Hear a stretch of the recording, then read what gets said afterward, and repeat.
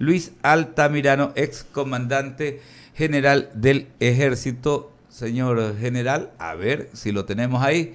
Qué gusto enorme, es Alberto Quintana. Muy buenos días. Ante todo, y antes de entrar en materia, usted está recordando y celebrando 35 años de su juramento como oficial del Ejército, ¿no? Este, no coincide. Ah, no coincide. A ver, ¿cómo es la historia? Yo me gradué un 6 de agosto de 1984, Oh, ya. fecha de graduación. Bueno, Alberto, buenos días, un gusto estar acá con ustedes. Un abrazo cordial acá desde la capital. Estoy acá listo para responder las inquietudes de usted y lógicamente de la ciudadanía. Claro que sí, y es importante hablar. Ayer hubo reunión del COSEPE, del Consejo de Seguridad Pública del Estado, ¿no? Aquí hay pues un escenario que ya todos los ecuatorianos lo conocemos, lo que tiene que ver con esta verdadera arremetida, ¿no?, del crimen organizado transnacional. Todos los días quienes hacemos justamente los medios de comunicación tenemos que informar de temas tan terribles, ¿no? Este verdadero vendaval al cual estamos expuestos, y sobre todo la gente que trabaja, incluso pues tiene que ver pues de alguna manera pues estas prácticas extorsivas y una serie de situaciones. La primera pregunta es básicamente cuál es su criterio con respecto a estas 4 resoluciones que tomaba el COSEPE la tarde de ayer en la sede nacional de gobierno. Bueno, hay que tomar justamente este tipo de anuncios que hace el gobierno, que lo venía ya promoviendo días atrás, en el marco de una política que no ha tenido una articulación y que en muchos casos ha venido a buscar, a dar respuesta a una presión y sobre todo preocupación ciudadana. Yo creo que no deja de ser un mensaje simbólico muy importante. En la práctica, esto tendría que verse en el área operacional y justamente en las limitaciones de naturaleza legal del entendimiento de un fenómeno tan complejo como el terrorismo, porque hay que tomar en cuenta que las organizaciones que utilizan el terrorismo como método, pero que su carácter es delincuencial, de crimen organizado, tienen como objetivo final uno de carácter económico, es la obtención de recursos materiales, no es un objetivo de naturaleza política. Y con esto no estoy diciendo que no haya objetivos políticos intermedios como para alcanzar ese objetivo final que tiene una base económica fundamentalmente, porque no hay que olvidarse que incluye ganancias financieras, incluye lo que es establecer control de territorios y lógicamente el debilitar y vulnerar la capacidad que tiene el Estado en el control del ejercicio de estas actividades de carácter legal. Por eso la atención primordial de las organizaciones de crimen organizado es al personal policial, al personal militar y también contra jueces, contra fiscales, contra políticos y contra funcionarios encargados de hacer cumplir la ley. Entonces ahí se dan asuntos como el asesinato, que es un homicidio agravado, las extorsiones, los secuestros, los atentados con bombas, etcétera. Entonces hay que tomar con mucho cuidado esta declaratoria porque mire, el problema es que podemos estar convirtiendo al delincuente en enemigo. Y alguien me puede decir, claro, es un enemigo de la sociedad, pero en términos discursivos, esto es bastante riesgoso porque se dice que el delincuente está contra el Estado. Hay delincuentes que son connacionales. Esa característica de enemigo le puede traer al Estado, no nos olvidemos, problemas como se dieron ya en el pasado, no en el Ecuador, pero en otros países y no en esta situación, en entrar a una confrontación en la que no primen las normas y las reglas, es decir, lo que se conoció como una guerra sucia. En ¿Podría general. darse? Claro que puede darse. Entonces, hay que actuar con mesura dentro del marco de la ley, eso es importante, las decisiones que se tomen. General Luis Altamirano, y precisamente usted ya nos llevó, pues no, y siempre es importante ver lo que pasa en otras latitudes, ¿no? Hace más o menos 4 años el presidente López Obrador en México, ¿no? Comenzaba a apuntalar esta posición, aquello de los abrazos por balazos, ¿no? Pero vemos que transcurrido este tiempo las organizaciones criminales han ampliado su alcance allá en México, en el caso específico de México. eh, no es peligroso porque justamente estar desde la posición del Estado, no, no solamente del gobierno, porque eso siempre lo refrendamos, aquí este no es un tema del gobierno del presidente Lazo, esto es del Estado, ¿no? Un problema que cae acá y los integrantes de la sociedad civil son los que estamos pues sufriendo las consecuencias.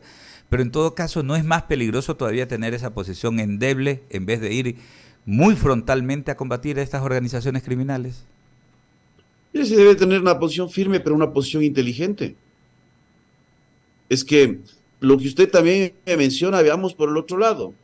O sea, usted menciona a López Obrador en un eslogan de abrazos por balazos.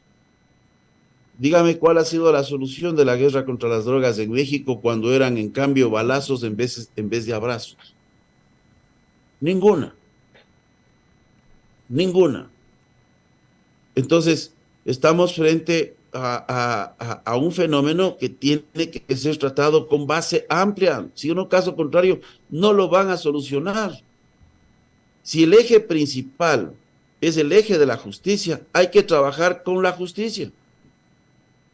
Porque usted puede tener 100,000 policías, pero va a tener un círculo vicioso de una incapacidad de procesamiento del delito. Una decisión inteligente es de equilibrar recursos. Usted piensa que se está equilibrando recursos cuando de repente se inicia una formación acelerada de policías en donde no se ve el paradigma de la calidad en vez de la cantidad. ¿Es eso correcto lo que se está haciendo? Con todos los efectos que va a tener en una estructura jerárquica que va a tener incapacidad de controlarse a sí mismo en el futuro de mediano plazo, y donde los efectos de estas decisiones lo van a asumir los gobiernos que van a venir. Entonces, lo que ha pasado en el país es una falta de responsabilidad con el futuro. Se toman decisiones, pero no se ven los efectos de estas decisiones en el corto, mediano y largo plazo. Claro, Claro que se necesita más. han sido decisiones de gobierno, ¿no? Y no políticas de Estado como debería de ser general. En eso sí coincidimos plenamente y totalmente de acuerdo en aquello. O sea, una medida es una medidita. O sea, nombrar a 2 integrantes en servicio pasivo de las Fuerzas Armadas, un tema relevante, pero no es la solución total, o las 4 decisiones que adoptó el COSEPE ayer tampoco no van a acabar con el problema. En eso estamos totalmente claros. Permítame que Verónica Landeta tiene otras inquietudes para usted. ¿Cómo está? Buen día, comandante. Sí, uno de los puntos que se resolvió ayer en el COSEPE fue el de recomendar al presidente de la República expedir un decreto ejecutivo estableciendo medidas coercitivas, urgentes y eficaces que incluyan el empleo de armas letales para combatir esta grave amenaza. ¿Qué opina usted de ese punto? Lo único que puedo decir es que no conozco cuáles son esas medidas coercitivas, cuál es el margen en donde se van a aplicar, cuáles son las circunstancias, entonces no puedo hacer una opinión de aquello que no conozco. Lo que sí estoy alertando es que sí, es importante tener firmeza, pero enfrentar este problema tiene que hacerse de todos los ámbitos. Caso contrario, no vamos a tener un problema resuelto, sino un mal endémico con el cual los ecuatorianos ya nos estamos acostumbrando a vivir en esta sociedad del miedo. Claro, del miedo y del peligro. Es que es un gobierno que, y yo le digo, yo no tengo credibilidad en lo que dice el gobierno. Y esto lo digo con todo respeto, pero lo digo con cifras. ¿Cómo es posible que el primer mandatario va a una entrevista en CNN y dice que en su gobierno se han capturado 200 toneladas de droga promedio por año y que en los gobiernos anteriores se capturaran 30, 40 y hasta 50. Mentira, totalmente falso. Hemos quintuplicado la captura de droga en el 2020, fue de 128 toneladas de droga. 2020, en plena pandemia.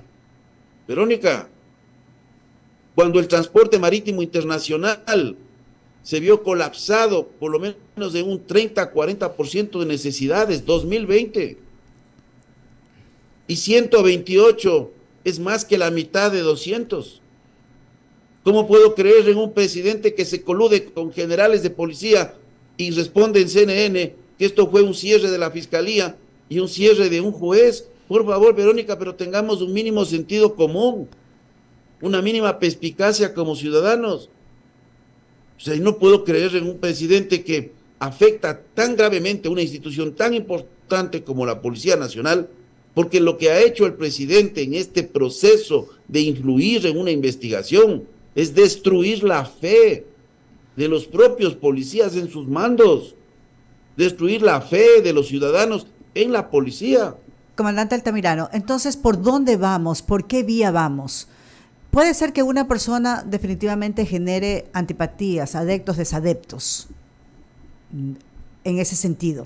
Pero el tema es cómo definitivamente aplanamos esa seguridad integral de la que estamos hablando ya hace muchísimo tiempo y que no termina de confluir en soluciones para la sociedad civil. Cuando se habla de corregir las distorsiones que tiene la Administración de Justicia, ahí vemos unas situaciones bastante horrorosas que no terminamos de entender, por lo menos no los de la sociedad civil. Ahí vemos también el desmadre que hay en las cárceles de vez en cuando por parte de quienes están ahí, obviamente, pues al frente de estas organizaciones narcocriminales. ¿Cómo le hacemos? ¿Cómo aterrizamos todo esto? Verónica, el desmadre que usted menciona, la responsabilidad no está en las organizaciones criminales, está en el Estado, porque esos deben ser espacios controlados, regulados y vigilados por el Estado.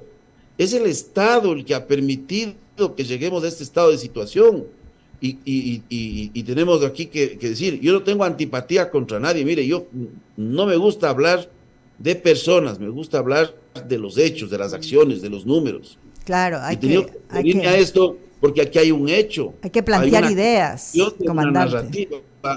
Se construye una narrativa que es totalmente falsa. El primer paso para esto, yo le digo de forma global, es dejar de utilizar de forma politizada el tema de la seguridad en proyecciones de responsabilidades y culpas en una generación de una narrativa que no genera unidad nacional. Eso es lo primero. Y el primero que tiene que hacer esto es el propio presidente de la República.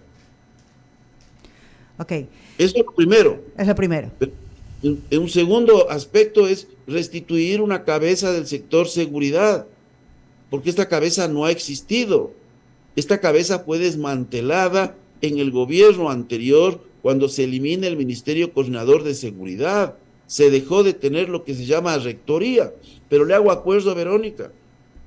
Muchos funcionarios de los que están en el gobierno son los que aplaudieron la eliminación de estos ministerios en el decreto número 7 emitido por Lenín Moreno. Muchos de los que están y de los que están ahora formando parte del gobierno y que después reconocieron que era importante el tener un órgano que haga planificación, organización, integración de recursos, control y seguimiento, establecimiento de metas, interrelaciones transversales a la seguridad que van más allá de Fuerzas Armadas y Policía Nacional. Entonces, dése cuenta el tiempo valioso que hemos perdido, porque usted puede tener brazos fuertes, puños fuertes, piernas fuertes, pero sin cabeza, ¿a dónde va? Claro haciendo esta analogía. Claro. Le agradecemos al comandante Altamirano por refrescarnos la memoria. Y bueno, y ahora sí, Alberto, ser un poquito más acuciosos, tratar de ver definitivamente y de diseñar bien esas estrategias para darnos la respuesta, porque nosotros Por estamos supuesto. siempre del otro lado, comandante. Así es. Somos la sociedad civil que esperamos respuestas. Que tenga un excelente viernes, general Luis Altamirano. Gracias por atendernos. Igualmente para ustedes. Son las 7 de la Igualmente. mañana con 17 minutos, 7 con 17 minutos en viernes.